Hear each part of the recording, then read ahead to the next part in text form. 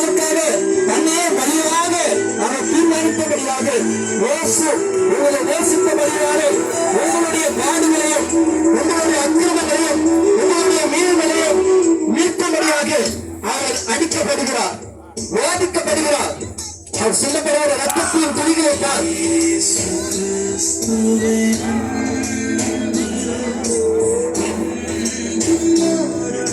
அவருடைய சரீரமெல்லாம் தீர்க்கப்பட்ட நிலையில அவருடைய கை கால்களெல்லாம் வாரியில் அடிக்கப்பட்ட சூழ்நிலையில அவர் சிலுவையை சுமந்து வருவதால் தன் சரீரத்திலே இருந்த பலமெல்லாம் இயக்கப்பட்டவரால் பாடுள்ள ஒரு வாழ்க்கைங்க நானும் அனுபவிக்க வேண்டிய ஒரு வாழ்க்கைங்க. இது ஒரு சாதாரண மனுஷனால இது சுமக்க முடியாத காரியம். எந்த தவறும் செய்யாத, எந்த ஒரு பிரச்சனையும் செய்யாத, எந்த ஒரு போராட்டத்தையும் செய்யாத அவர் மனிதன் மீது அன்பு கொண்டது நிமித்தமாக தன் மீது அன்பு கொண்டாரே என்று சொல்லி அவர் தன்னையே ஒப்புக்கொடுக்க வந்திருக்கிறார்.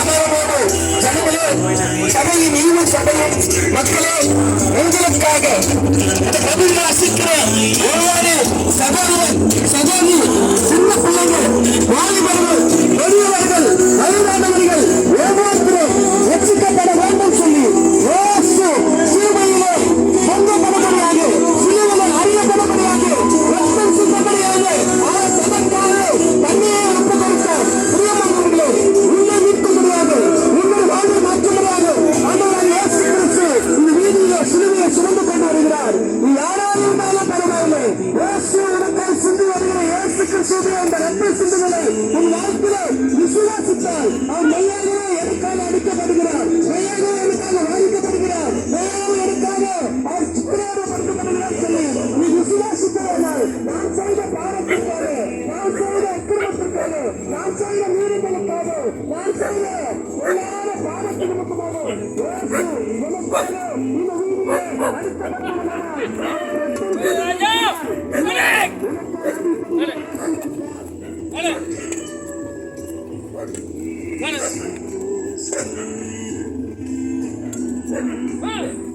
எனக்காக அடிக்கப்படுகிற இயேசுக்கார் வீதியிலே ரத்தத்தை சிந்திக் கொண்டு வருகிற காட்சியைப்பார். எனக்காக தன்னுடைய எல்லா பாடுகளையும் சிந்திக் கொண்டு வருகிற காட்சியைப்பார். மரணத்தின் சம்பளத்தை அனுபவிக்கிற இயேசுவைப்பார். பாவத்தின் சம்பளம் மரணம். இவர் எந்த பாவத்தை செய்தார், இவர் என்ன அக்கிரமத்தை செய்தார், இவர் மீது என்ன குற்றம் உள்ளது, சட்டத்தை யாரான கண்டுபிடிப்பதில்லை. ஆனாலும் இவர் தன்னை நம்மை நேசித்ததினாலே, மனிதனை நேசித்ததினாலே, மனிதனை அளவுக்கடந்து அன்பு வைத்ததினாலே, மனிதனுக்காக தன்னையே உலகத்தை சிருஷ்டித்த கர்த்தர் உனக்காக மனு அவதாரமான உலகத்தில் வந்து எந்த மனுஷனையும் கெட்டு போக கூடாது அப்படின்னு சொல்லி இயேசு இந்த சிலுவையை அவரோடு ஏற்றுக்கொண்டு அவரே விரும்பாகத்தான் புரியமானவர்களே. இந்த இயேசு இந்த வாழ்க்கையை மாற்ற முடியாது. அன்பான வாலிபனே, அன்பான வாலிப சகோதரியே, உன் வாழ்க்கை மாற முடியாது. உன் மனிதனான பாவத்திலிருந்து விடுதலையாக முடியாது. இயேசு ரத்தம் சிந்த முடியாது. இந்த சரீரத்தை ஒப்புக்கொடுக்க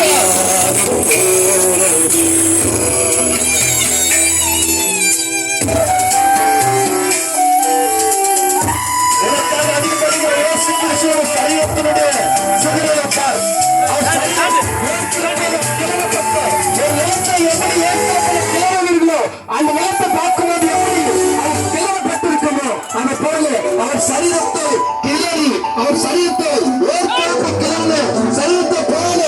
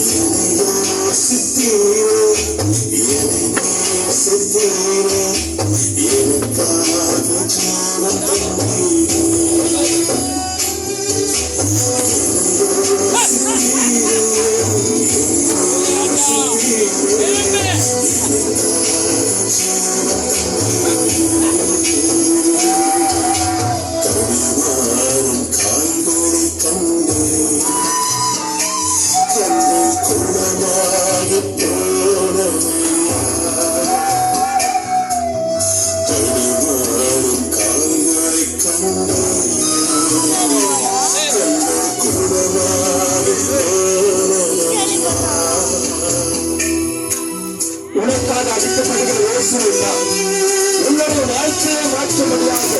தன் சரீரத்தை தீர்க்கிற காட்டியிருப்பார். இயேசு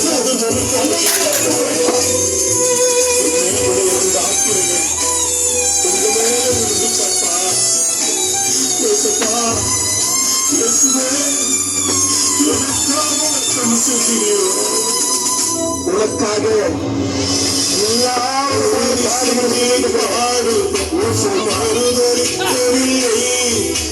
மரணம் சூழ்ந்த நேரத்திலும் விட்டு கொடுக்கவில்லை. உனக்காக அதிகாரிகளாலே படுத்தப்படுகிற இயேசு கிறிஸ்துவை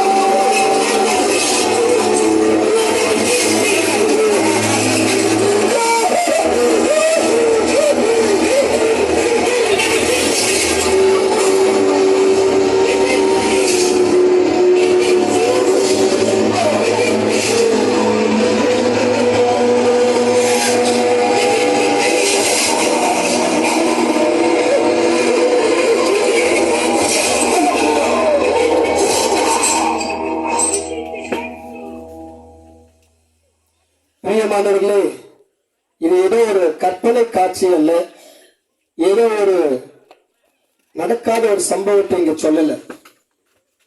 அவர் சிலுவையில் அறையப்பட்டது உண்மை. அவர் வாரையினால் அடிக்கப்பட்டது உண்மை. ஒன்றல்ல, இரண்டல்ல, மூன்றல்ல, கிட்டத்தட்ட வாரையினாலே 40 வாரையடி சவுக்கடி கொடுக்கப்பட்டது. இந்த சவுக்கடி நம்ம ஊர்ல பார்த்திருப்போம், அந்த சவுக்கு இல்ல. இந்த சவுக்கு கரடு முரடான சவுக்கு, எலும்பு துண்டு, ஈய துண்டு, முற்கள், அநேக விதமான ஈய துண்டுகள் எல்லாம் போட்டு எல்லாவற்றையும் மிக்ஸ் பண்ணி இருக்கும். அந்த ஈய துண்டு அடிக்கும் போது ஒரு மனிதனுடைய சதைகள் பிக்கப்படும். அதை அடித்து எடுக்கும் போது பிக்கப்படும் போது அவன் கிட்டத்தட்ட ஒரு 5 அல்லது 10 அடியில அவன் மறைந்து போவான். ஆனா இயேசு கிறிஸ்துவோ 1:40 அடியை அவர் முதுகிலே அடிக்கப்பட்டு ஏற்கிழப்பையில ஒரு நிலத்தை கிளறினால் எப்படி இருக்குமோ அவர் முதுகு அப்படி கிழிக்கப்பட்டது. பிரியமானவர்களே, அது மாத்திரமல்ல, இந்த கைகளிலே இந்த கால்களிலெல்லாம் அடிக்கப்பட்டிருக்கிறதான இந்த காயங்கள், ஆணிகளால் அடிக்கப்பட்டது எல்லாம் நீயோ நானோ ஏதோ ஒரு பாவத்தை பண்ணிருக்கிறோம், அந்த பாவத்திலிருந்து விடுதலை ஆக வேண்டும் சொல்லி கரங்களிலே ஆணிகள் அடிக்கப்பட்டது. அவர் தலையில முள்ளானது முற்கிரீடமாக, அந்த கிரீடத்தை ராஜாவாகி அவருக்கு கிரீடத்தை வைக்க வேண்டும், மகிமையின் கிரீடத்தை வைக்க வேண்டும். ஆனாலும் அவருக்கு முள்கிரீடம் வைக்கப்பட்டது. அந்த முள்ளுடைய அளவு நீங்க நினைக்கிற போல நம்ம ஊர்ல இருக்கிற முச்செடிகளை போல இருக்கிற முள்ளில் இருக்கிற அந்த அளவு அல்ல. அது கிட்டத்தட்ட 3/4 அங்குலம் உள்ள ஒரு முள்ளாக இருக்கிறது. பிரியமாக அந்த முள் குட்டும் போது அவருடைய அந்த தலையில இறங்கி கண்ணுக்கு உள்ள வெளியால் வந்து எட்டி பார்த்துதான். அப்பொழுது அந்த வலி அவர் எப்படி தாங்கியிருப்பார் கொஞ்சம் யோசிச்சு பாருங்களேன். ஒரு சின்ன முள்ளு குட்டினால நம்மளால தாங்க முடியல. அவ்வளவு பாடுகளை அவர் அனுபவித்து கால்களில கைகளில் ஆணி அடிக்கப்பட்டு முதுகெல்லாம் வாரினால் அடிக்கப்பட்டு கிட்டத்தட்ட அவர் சரீரத்தை 5000க்கும் மேற்பட்ட காயங்களால அடிக்கப்பட்டிருக்காங்க. பிரியமானவர்களே, இது சாதாரணமானது அல்ல. எப்படி ஆகிலும் இந்த மனிதர்கள் பாவத்திலிருந்து விடுதலையாக மாட்டாங்களா? இவங்க செய்யற மனமுகமான பாவத்திலிருந்து அவங்க மனம் திரும்ப மாட்டாங்களா? அவர் வந்த இந்த உலகத்திலே வந்த ஒரு ஊழியத்தை தொடங்கின நாட்களில் இருந்து பிரசங்கத்தில் ஒன்னே இருந்தால் மனம் திரும்பங்கள், பரலோக ராஜ்யம் சமீபத்திருக்கிறேன்னு சொல்லி.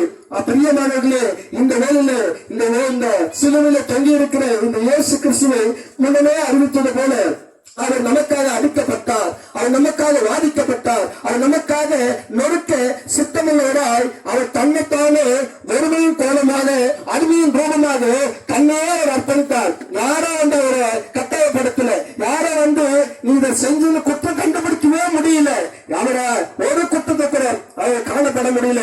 பிரியமானவர்களே, இந்த குற்றத்தை செய்யாத நீதிபரர் அவர் ஒரு குற்றத்தும் செய்ய பரிசுத்தர். அந்த பரிசுத்தரை தன்னை எல்லாரும் சேர்ந்து அவர் சிலுவையில் அறையணும் சொல்லி அந்த ரத்தப்படி எங்கள் மேல் வரட்டும் சொல்லி அவர் ஒப்பு கொடுத்தாங்க. பிரியமானவர்களே, இன்றைக்கு இந்த இயேசு கிறிஸ்துவை நோக்கி பார்க்கிற உங்களுடைய வாழ்க்கை மாறணும். ஏன் சொன்னால் மரத்திலே தூக்கப்பட்டவன் எவனும் சபிக்கப்பட்டிருக்கிறான் என்று எழுதியிருக்கிறபடினாலே நீங்களும் அந்த சாபத்துக்குள் அல்ல இருக்கிறோம். அந்த சாபத்திலிருந்து விடுதலையாகுமா ஒரு ரத்தம் சிந்தப்பட வேண்டும். அந்த ரத்தம் பரிசுத்தமான ரத்தமா இருக்க வேண்டும். அந்த ரத்தம் நீதியுள்ள ரத்தமா இருக்க வேண்டும். அந்த ரத்தம் குற்றமில்லாத ரத்தமா இருக்க வேண்டும். அந்த ரத்தத்தை சிந்தனம்னா தெய்வமே அந்த உலகத்துக்கு மன அவதாரமா வர வேண்டும். தெய்வமே வந்து அந்த ரத்தத்தை சிந்த வேண்டும் சொல்லி பரலோகத்தில் தீர்மானிக்கப்பட்டது. இந்த பூமியிலே இயேசுவாய் அந்த பூமியில வந்தார். நீங்க வேதத்துல வாசிப்பீங்க, இயேசு என்ற பெயருக்கு சகல ஜனங்கள பாவங்களை நீக்கி ரட்சிக்கிறவர். அதாவது நீ பிரச்சனையில இருக்கிற போராட்டத்திற்கு நீ செய்த பாவங்கள் உனக்கு என்னன்னு தெரியல, அதனால உன்னை அந்த பாவத்துல விடுதலையாக்கணும். அவர் ரத்தத்தினால மட்டும்தான் முடியும். உலகத்தில் எந்த மனுஷனாலும் முடியாது. அப்படி உன்னோட பாவத்தில் உள்ள சாபத்தில் உள்ள போராட்டத்தில் உள்ள கண்ணுடைய வாழ்க்கையில் உன்னை விடுதலையாக்கணும். இந்த ரத்தம் சொன்னதுதான். மரத்தில் தூக்கப்பட்டவன் எவனும் சபிக்கப்பட்டவன் என்று எழுதியிருக்க. இதோ நமக்காக இந்த பாவ மரணத்திலிருந்து பாவ சாபத்திலிருந்து நம்ம விடுவிக்க முடியாது. அவரே அந்த பாவ சாபத்தை ஏற்றுக்கொண்டார். நீங்க அவரை விசுவாசிப்பீங்க சொன்னார். இந்த இயேசு கிறிஸ்துவை விசுவாசிப்பீங்க சொன்னார். உங்க வாழ்க்கையிலும் அநேக விதமான ரட்சிப்புக்கு அநேக விதமான வழிகளை நீங்க தேடிக்கொள்ளலாம். பிரியமானவர்களே, உங்களுக்காக இயேசு இப்படிதான் 2025 வருடங்களுக்கு முன்பாக தன் தன்னை ஒப்பு கொடுத்தார், தானே ஒப்பு கொடுத்தார், யாரும் கட்டாயப்படுத்தல. இன்றைக்கு அந்த இயேசு நீங்கள் சுவாசிப்பீங்களா? இன்றைக்கு உங்களுக்கு ஒரு உச்சிப்பெயர் கொடுக்க வல்லவராக இருக்கிறார். அவர் நித்தியத்திற்கு செல்லும்படியாக ரத்தம் சிந்துதல் இல்லாமல் பாவ மன்னிப்பு இல்லைன்னு வேதம் சொல்லுது. அந்த ரத்தம் சிந்துதலை தான் இயேசு கிறிஸ்து உங்களுக்காக தன்னையே பலியாக கொடுத்தார். உங்களை யாரும் வற்புறுத்தி நீ ரத்தம் சிந்து நான் ரத்தம் சிந்து அவர் வற்புறுத்தல. உனக்காக நான் ரத்தம் சிந்தப்பட, இனி பாவம் செய்யாத, இனி தவறு செய்யாத, இனி உன்னுடைய பாவ சுபாவத்தில் இருக்காத, இனி உன்னுடைய கெட்ட பழக்கத்தில் இருக்காத, இனி உன்னுடைய வாழ்க்கையில கெட்ட வழியில போகாத அப்படி சொல்லி உங்களுடைய பாவ வழியிலிருந்து மனம் திரும்ப வேண்டும் சொல்லிட்டார். இயேசு இப்பேற்பட்ட ஒரு சம்பவத்தை அவர் அனுபவிக்க வேண்டியதாக இருந்தது தெரியுமானவர்களே. இதே இந்த இயேசு உங்களுக்காக சிலுவையில் அறையப்பட்டிருக்கிறார். இந்த இயேசுவை நோக்கி பார்க்கிற உங்கள் எல்லாருடைய வாழ்க்கையிலும் மாறும் மாற்றத்தை உண்டு பண்ணவே இன்றைக்கு இந்த காட்சி உங்களுக்கு காட்டப்பட்டிருக்கிறது. நீங்கள் யாரோட கண்களை மூடி ஜெபிப்போமா?